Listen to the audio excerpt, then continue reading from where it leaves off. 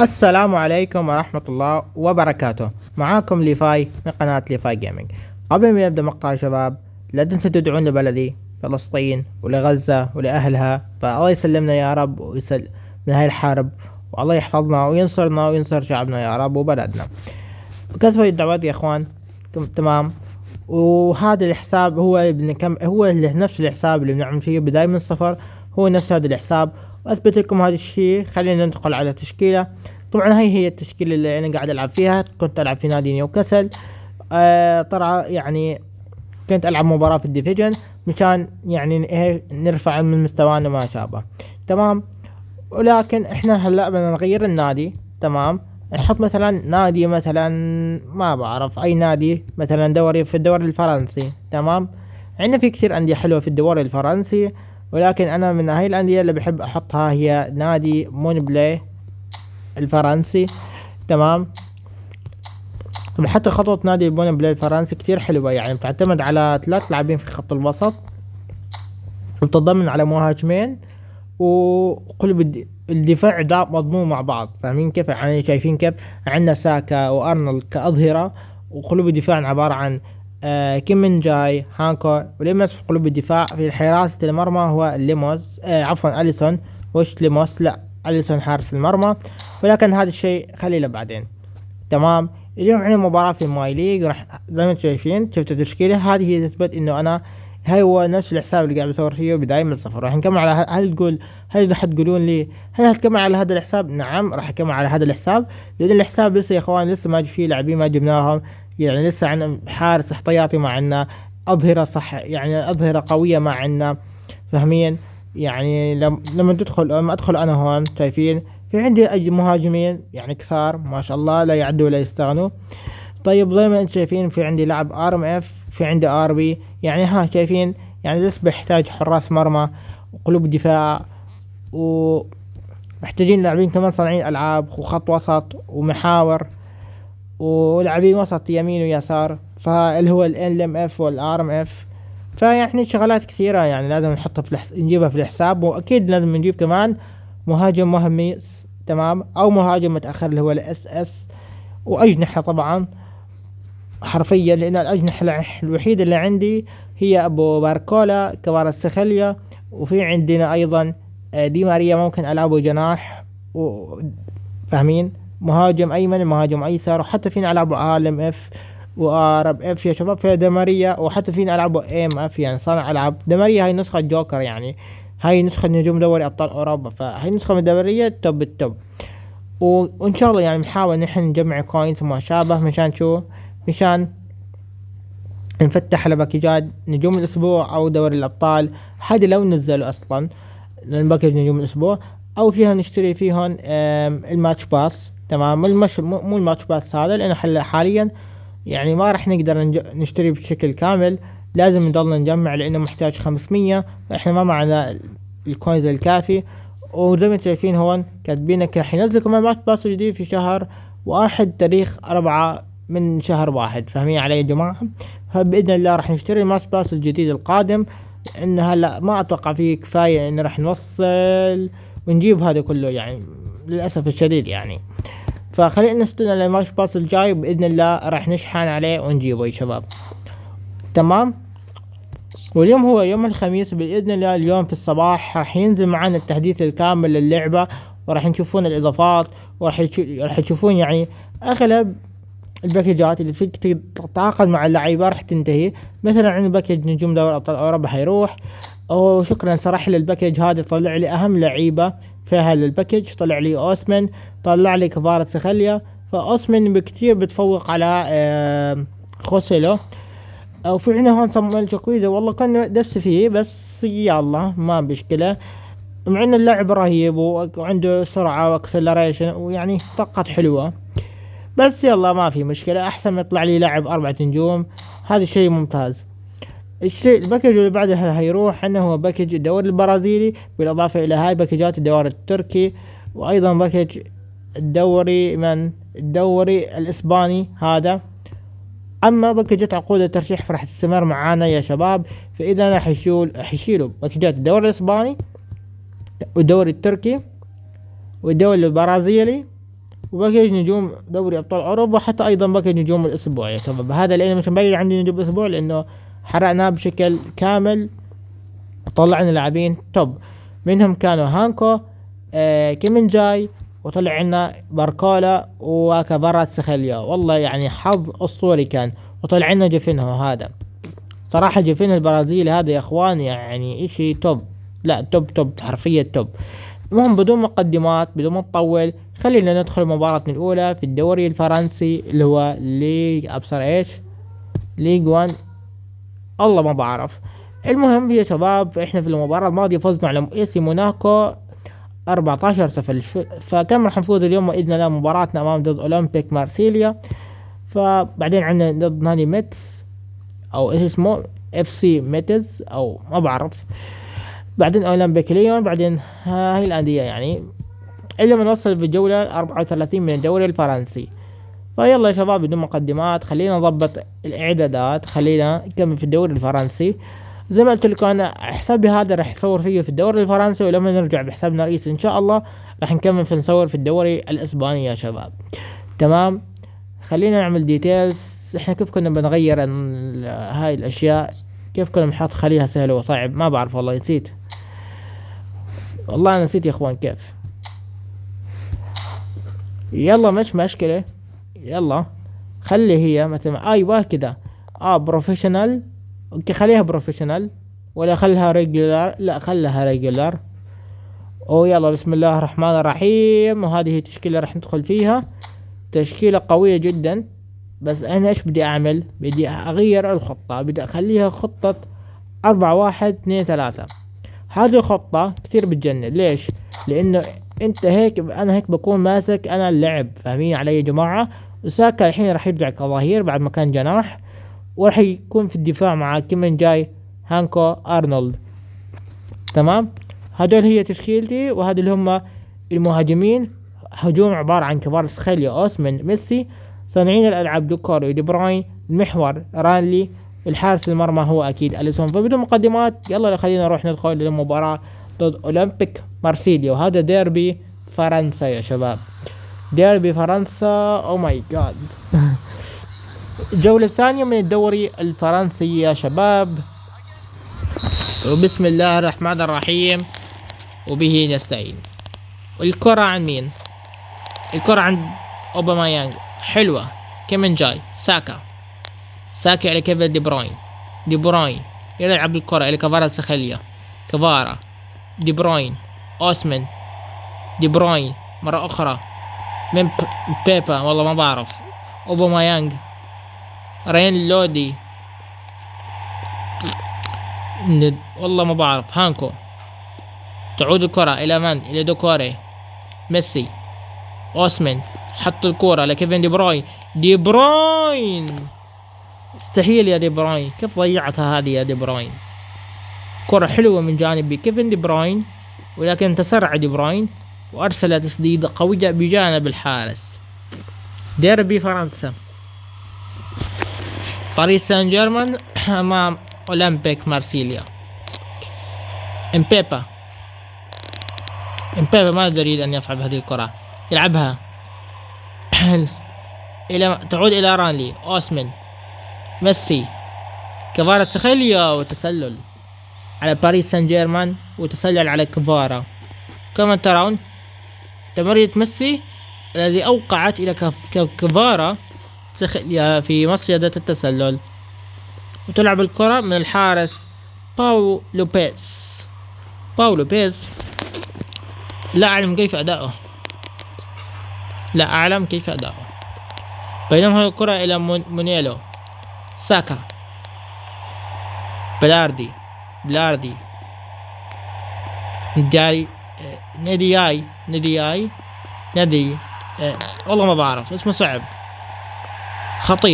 خطيرة لأولمبيك مارسيليا، ولكن هذه الكرة أتوقع فيها ركلة مرمى للحارس أليسون بيكير، ولا لا؟ ركنية. هارت الذي ينفذ ضربة ركنية. هارت على تنفيذ ضربة ركنية خطيرة. ميسي. ليو يلعب له. أوسمن. دوكوري لأوسمن. أوسمن تعود خطيرة، قوي دفاع أولمبيك مارسيليا. وهنا تخرج الكرة إلى رمية تماس لمصلحة الفريق العاصمي أو الفريق الباريسي، باريس سان جيرمان. ساكا إلى دي بروين. هانكو. أوسمن.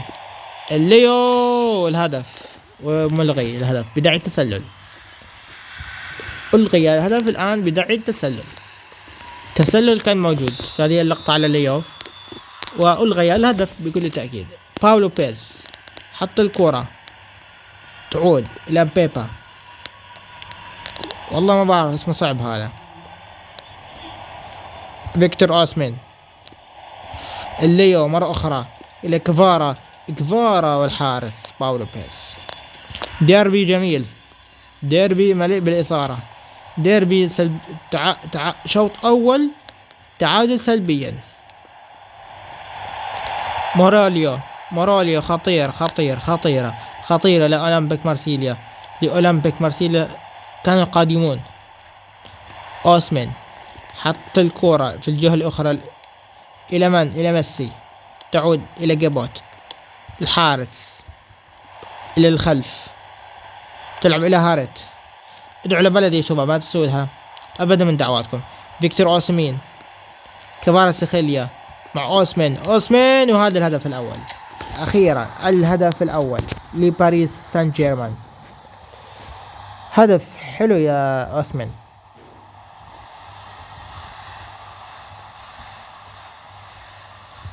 هذا ملعب باريس سان جيرمان، ملعب حديقة الأمراء كما ترون هنا. كفاراتسخيليا هو الذي يصنع لأوسمن، وأوسمن هو الذي يسجل الهدف الأول لمصلحة الفريق الباريسي. هنا أوسمن وبوم. أوسمن يسجل بروعة يا أوسمن، برافو يا أوسمن. أفضل من طلع عليه في باكج نجوم الأسبوع أو باكج دوري أبطال أوروبا. نعم، باكج دوري أبطال أوروبا. جيوت حلوة يا أوسمن. ميسي إلى كفارا. حلوة يا كفاراتسخيليا. موراليو. الرانلي. ساكا. وينتهي هنا الشوط الأول بتقدم باريس سان جيرمان على أولمبيك مارسيليا بهدف نظيف، أتى عن طريق فيكتور أوسمين بصناعة خفيتشا كفاراتسخيليا. أوسمن. رانلي. أوسمن. دوكوري والثاني للباريس. يا سلام دوكوري. وش دا يحتفل كيف كذا؟ المهم احتفل براحتك، ولكن انا ما بحتفل لانه عشان بلدي والضحايا اللي فيها مستحيل احتفل. يلا شوف دوكوري بقوة حطها في الشباك في الزاوية اليسرى، في الزاوية 90. خفيتشا كفاراتسخيليا. هانكو. ساكا. رانلي. دوكوري صاحب الهدف. دوكوري. فيروت. دي بروين إلى أوسمن. دوكوري. الليو. هذه خطيرة من جانب ليونيل ميسي عفوا، لا على ما أقل، لكنه ليونيل ميسي. أعلم أن لدي أخطاء في الكلام، لكني من شدة الحماس أتلخبط ولا أعلم لماذا أنا متشوش هكذا. كفاراتسخيليا. أن تدعو لبلدي يا شباب. ميسي. هنا أوسمن وهنا ليو والحارس قلبها بوفون. والله كفو، والله حلوة يا ميسي. شوف أوسمن ما قدر، مرة أخرى ميسي حاول يسوي زي أوسمن ولكن برضو ما قدر، والحارس كان موجود وكان لهم بالمرصاد. ركنية الآن ينفذها كيفن دي بروين. ركنية لباريس. هيد ممكن أن تقدم باريس من الركنية والحارس. أوه إيش في أوه بطاقة حمراء. طرد على دوكوري. طرد على دوكوري. لماذا يا سيد الحكم؟ ماذا؟ أين أوه نعم هذه تستحق الطرد، تستحق الطرد. طرد على دوكوري. الآن نلعب 10 لاعبين فقط. مباراة حلوة، مباراة فيها كرت أحمر. لا يوجد منذ بداية المباراة لم يكن هناك بطاقة صفراء، بالتالي بطاقة حمراء. طرد دوكوري بسبب تصرف عنيف. هانكو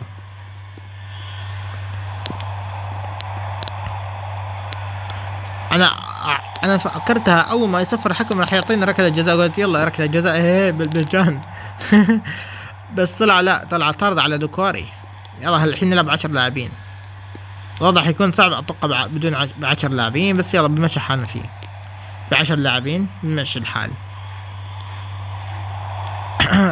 دي بروين، اوسمن، الليو الثالث، ولكن تسلل.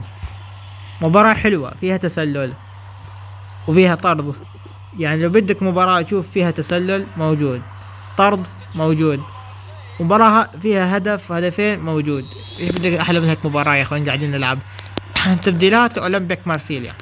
لا اعلم متى الان تبديلات باريس سان جيرمان. كنت سوف اقول متى سوف تأتي التبديلات لباريس، لكنها اتت الحمد لله.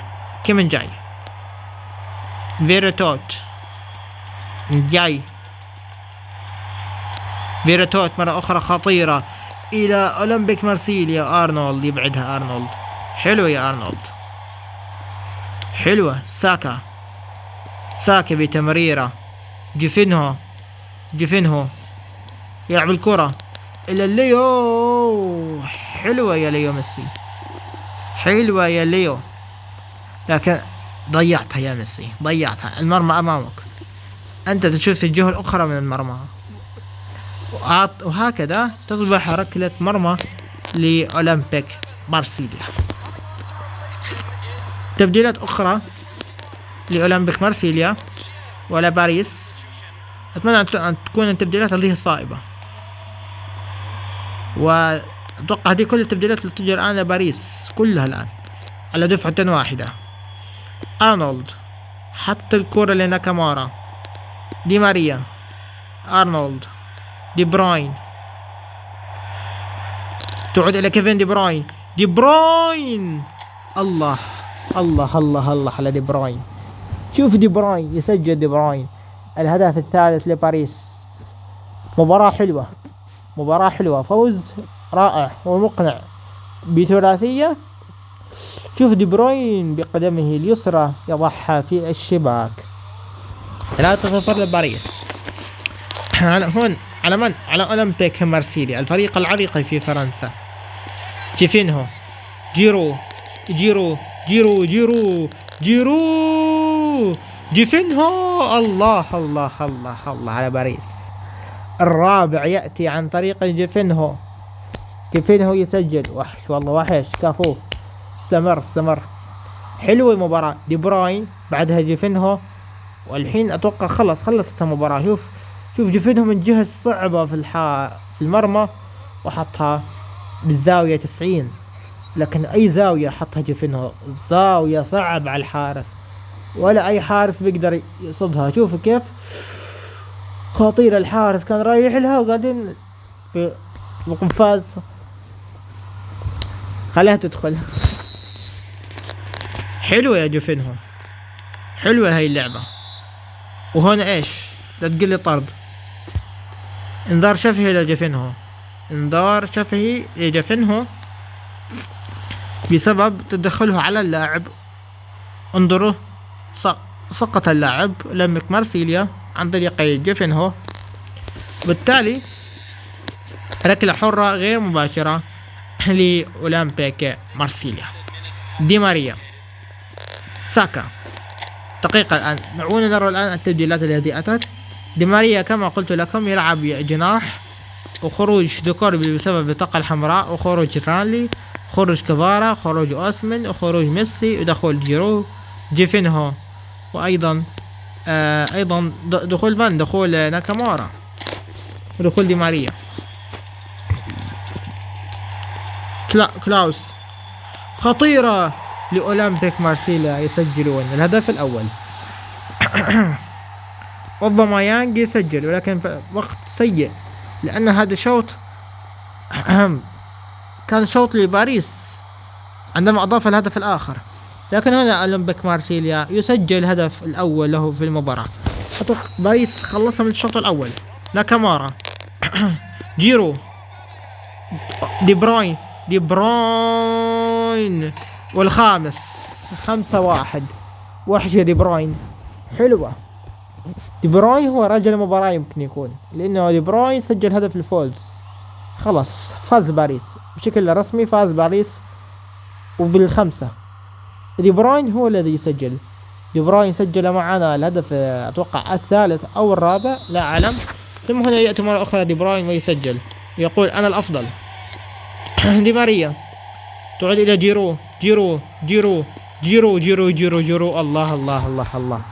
باريس ملك اللحظات القاتلة.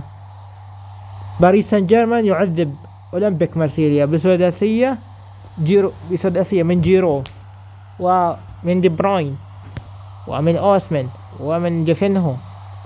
أي شوط وأي لعبة من باريس وأي أداء مستحق. شوفوا هذه الكرة وصلت إلى جيرو زاد في السرعة، وبعدين بوم في الشباك الحارس. خلص صفر يا حكم.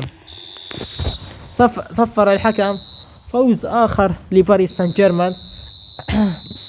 فوز مقنع. نعم فوز مقنع. وهنا نرى غضب اللاعبين أولمبيك مارسيليا على هذه الخسارة. الصراحة قدم أولمبيك مارسيليا مباراة من جانب رائع صراحة. هم استحوذوا وضغطوا وسجلوا هدفا، ولكن لم يدارك الوضع، بأن باريس تمكن من اللحظات الأخيرة من تسجيل هدفين آخرين ويعلن فوز باريس بسداسية على أولمبيك مارسيليا. انتهت الديربي وانتهت المباراة بفوز باريس. أداء مستحق. أفضل لاعب في المباراة هو فيكتور أوسمان، ثم يليه دي بروين وجيرو فقط، لأنهم أعلى تقييم 7.0. أما الباقي 6.5 6.0 5.0. يعني الحمد لله ما في أي شيء 4.5. الحمد لله كله أداء مقنع. حلو. يلا خلينا نشوف آخر النتائج في نهاية الجولة الثانية من الدوري الفرنسي. فيلا يا اخوان خلينا نشوف. اوكي، مونبلي خسران من ستاد بريستوس 3-1. نيس متعادل مع ستراسبورغ 3-3. حلو. نادي لونس جايب ايش هو جايب مسجل هدفين على استاد رن الفرنسي، فاز عليه 2-0. تعادل ايجابي بين نادي تولز وكليرمونت 2-2. احنا فايزين على اولمبيك مارسيليا 6-1.